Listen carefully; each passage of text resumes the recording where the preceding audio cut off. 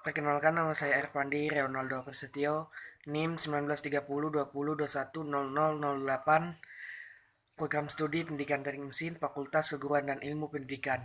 Di sini saya akan menjelaskan tentang teori behaviorisme. Behaviorisme adalah sebuah teori yang dianut oleh Gage dan Berlin tentang perubahan tingkah laku sebagai hasil dari pengalaman. Beberapa ilmuwan yang termasuk pendiri dan penganut teori di antara lain adalah Thorndike, Watson, Hull, Guthrie, dan Skinner. Teori ini berkembang menjadi aliran psikologi belajar dan berpengaruh terhadap arah pengembangan teori dan praktik pendidikan dan pembelajaran yang dikenal sebagai aliran behavioristik. Aliran ini menekankan pada terbentuknya perilaku dan tampak hasil sebagai hasil belajar. Teori behavioristik dengan model hubungan stimulus responnya mendudukan orang yang belajar sebagai individu yang pasif, respon atau perilaku tertentu dengan menggunakan metode pelatihan atau pembiasaan mata. Munculnya perilaku akan semakin kuat diberikan penguatan dan akan menghilang bila dikenai hukuman. Selanjutnya, teori kognitivisme. Teori belajar kognitif lebih menekankan pada belajar merupakan suatu proses yang terjadi dalam akal pikiran manusia. Pada dasarnya, belajar adalah suatu proses usaha yang melibatkan aktivitas mental yang terjadi dalam diri manusia sebagai akibat dari proses interaksi aktif dengan lingkungannya untuk memperoleh suatu perubahan dalam bentuk pengetahuan, pemahaman, tingkah laku, keterampilan, dan nilai sikap yang bersifat relatif dan berbekas.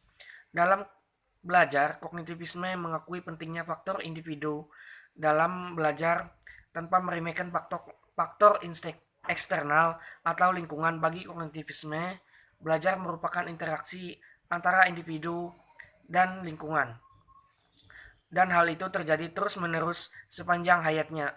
Kognisi adalah suatu perabot dalam benak kita yang merupakan pusat penggerakan berbagai kegiatan kita, mengenali lingkungan, melihat berbagai masalah, menganalisis berbagai masalah, mencari informasi baru, menarik kesimpulan, dan sebagainya. Dan teori yang terakhir adalah teori konstruktivisme. Teori konstruktivisme didefinisikan sebagai pembelajaran yang bersifat generatif, yaitu tindakan mencipta sesuatu makna dari apa yang telah dipelajari. Konstruktivisme sebenarnya bukan merupakan gagasan yang baru. Apa yang dilalui dalam pikiran kita selama ini merupakan himpunan dan pembinaan pengalaman demi pengalaman. Ini menyebabkan seseorang mempunyai pengetahuan dan menjadi lebih dinamis. Pendekatan konstruktivisme mempunyai beberapa konsep umum seperti yang pertama, belajar aktif membina pengetahuan berasaskan pengalaman yang sudah ada. Yang kedua, dalam konteks pembelajaran, pelajar seharusnya membina sendiri pengetahuan mereka. Yang ketiga, pentingnya membina pengetahuan secara aktif oleh pelajar sendiri melalui proses saling memengaruhi antara pembelajaran terdahulu dan pembelajaran terbaru.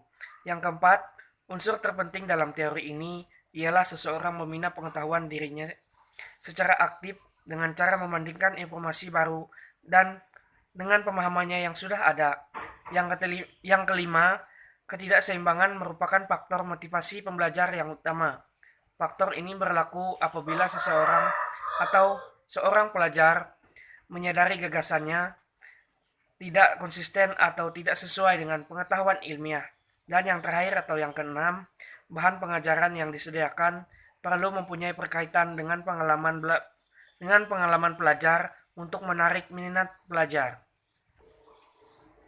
Teori konstruktivisme didefinisikan sebagai pembelajaran yang bersifat generatif, yaitu tindakan mencipta sesuatu makna dari apa yang dipelajari. Beda dengan aliran behavioristik yang memahami hakikat belajar sebagai kegiatan yang bersifat mekanistik antara stimulus respon. Konstruktivisme lebih memahami belajar sebagai kegiatan manusia membangun atau menciptakan pengetahuan dengan materi makna pada pengetahuannya sesuai dengan pengalamannya. Konstruktivisme sebenarnya bukan merupakan gagasan yang baru. Apa yang dilalui dalam kehidupan kita selama ini merupakan himpunan dan pembinaan pengalaman demi pengalaman. Ini menyebabkan seseorang mempunyai pengetahuan dan menjadi lebih dinamis. Menurut teori ini, satu prinsip yang mendasar adalah guru. tidak hanya memberikan pengetahuan kepada siswa, namun siswa juga berperan aktif membangun sendiri pengetahuan di dalam memorinya. Dalam hal ini, guru dapat memberikan kemudahan untuk proses ini dengan memberikan kesempatan kepada siswa yang sudah menemukan atau menerapkan ide-ide mereka sendiri dan mengajar siswa menjadi sadar dan secara sadar menggunakan strategi mereka sendiri untuk belajar. Guru dapat memberikan siswa anak tangga yang membawa siswa ke tingkat pemahaman yang lebih tinggi dengan catatan siswa sendiri yang mereka tulis dengan bahasa dan kata-kata mereka sendiri. Demikian penjelasan yang dapat saya sampaikan. Mungkin di penjelasan saya tadi mungkin banyak yang kekurangan.